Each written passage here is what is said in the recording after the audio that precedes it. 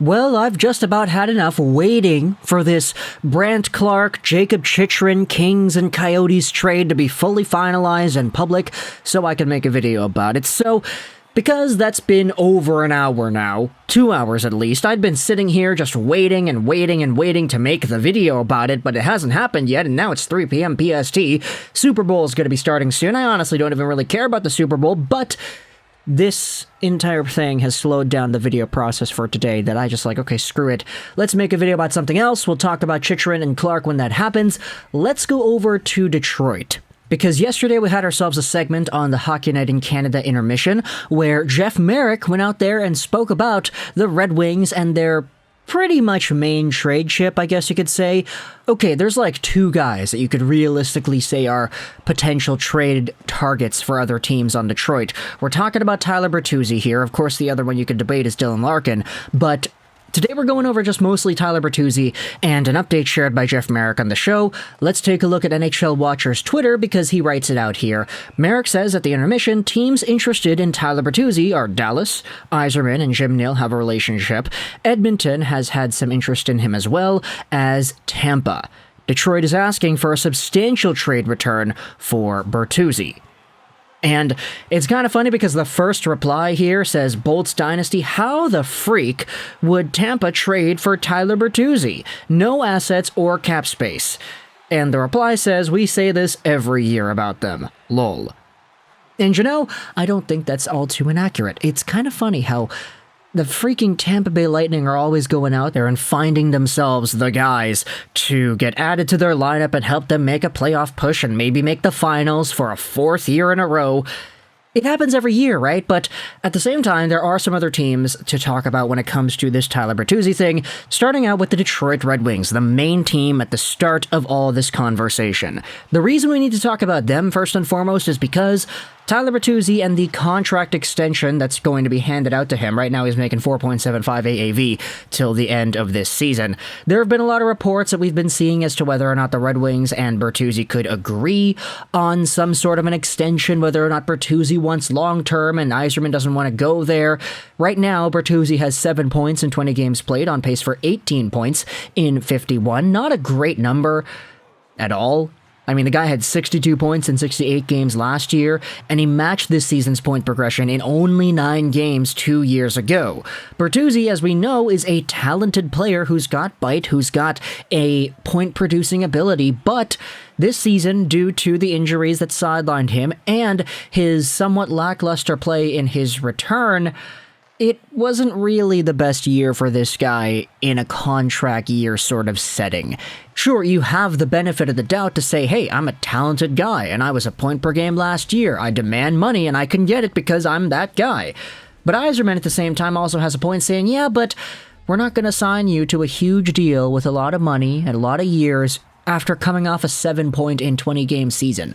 Like, there's a lot of uncertainty there just in this year's worth of play alone, and so both sides have a point, and if there just really is a disagreement there, I can understand why a guy like Yzerman is like, okay, well, we're just going to try to see if we can shop you. Like, the market is open, there are teams that want you, why not go out there and think about it at the very least? So Tampa Bay, starting things out with them.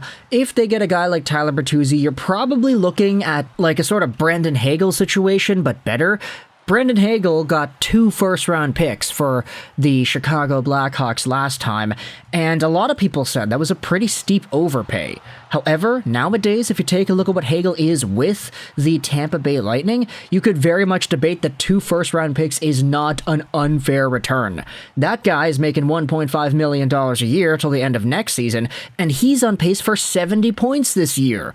Absolute bananas type of production out of a guy that was mostly a middle to bottom 6 player in Chicago last year. He'd only made his Chicago debut a few years ago, and now as a 24-year-old, this guy is absolutely lighting it up with Tampa Bay. Could Bertuzzi be some sort of that similar type of mold of a player who is a more physical, pesty kind of player in his old team who goes over to Tampa Bay and becomes an absolute superstar? Not that he wasn't a superstar in Detroit, it's just, you kind of get what I'm saying here. Brandon Hagel was good in Chicago, but became amazing in Tampa Bay. Tyler Bertuzzi has been amazing in Detroit, so who knows what a system like Tampa Bay's could go out there and bring out of this type of player. Of course, trade return and everything has to be discussed, but if the Red Wings are asking for a haul, I'm more inclined to believe the Lightning are not going to be the winners here, but I mean, we said the same thing last time, and they ended up shelling out 2 first-round picks for Hagel. Who knows what they'll be able to shell out if they really wanted to get a guy like Tyler Bertuzzi on their crosshairs. We'd also saw the Dallas Stars be mentioned in this Jeff Merrick segment on TV, and a lot of Red Wings fans that I've been seeing have sort of talked about Dallas as a more systematic fit than the rest of the teams out here, mostly because when it comes to the style of hockey that Dallas ends up playing, a guy like Tyler Bertuzzi really does fit that mold a lot more than maybe these other 2 teams that we've talked about so far. Also, you have just a really likable sort of team in Dallas, with the exception of Jamie Benn, of course, because you talk about Pavelski, great story with him, he's super old, but he's still super good. Jason Robertson, RoboCop, has gone out there and taken over the NHL. You've got Rupe Hintz, who was given a huge contract extension earlier on, and he's kind of living up to that dollar amount, honestly. So, if you talk about a team in Dallas, they're not really all too unwilling to give their star players good money and good terms. So if Tyler Bertuzzi really does want that huge extension, maybe a team like Dallas is willing to go out there and give it to him. Who really knows? You still got Tyler Seguin. You have to have a little bit of a stopgap when Seguin and Ben are sort of phasing out of the lineup. And then Pavelski, of course, although that guy doesn't seem to age, even though he is getting older by the years. And just the style of hockey that they play, a player like Tyler Bertuzzi probably would mesh in really well with what is asked out of him in that system and how he responds to the coaching situation there in Dallas. It's honestly a pretty good fit stylistically, in my opinion.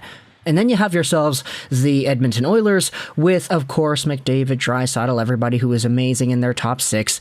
Klim Kostin has been a pretty good acquisition for them. They just got Evander Kane back. And so overall with the Oilers, having another top 6 caliber forward like Tyler Bertuzzi would just be adding yet another stacked name to an already stacked forward core that boasts 2 of the best players in the world.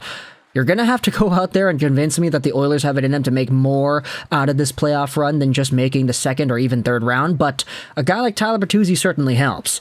It's just when I think about Dallas and Edmonton and the potential returns there, I personally like the Edmonton prospects a bit more, and I personally do feel like Edmonton has a higher chance of, let's say, maybe blowing it and not going as far in the postseason or even making the postseason at all in general, so I just kind of feel like if you're going from an asset management point of view, you're probably looking at the Oilers more so than the Lightning or the Stars if you really wanted to get the best bang for your buck in a Tyler Bertuzzi trade.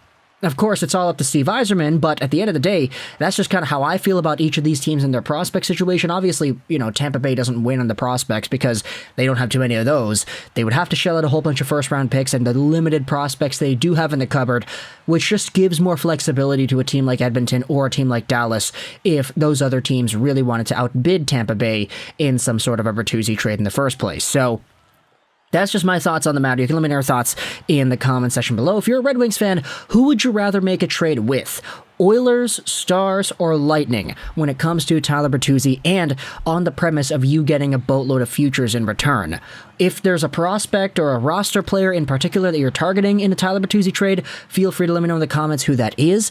But just in general, any of these teams, fans, what are your thoughts on Tyler Bertuzzi if you're an Oilers fan? What do you think about shelling out a whole bunch of stuff for this guy? What would you feel comfortable in giving up? And do you think that aligns with what the Red Wings would be interested in receiving in this trade?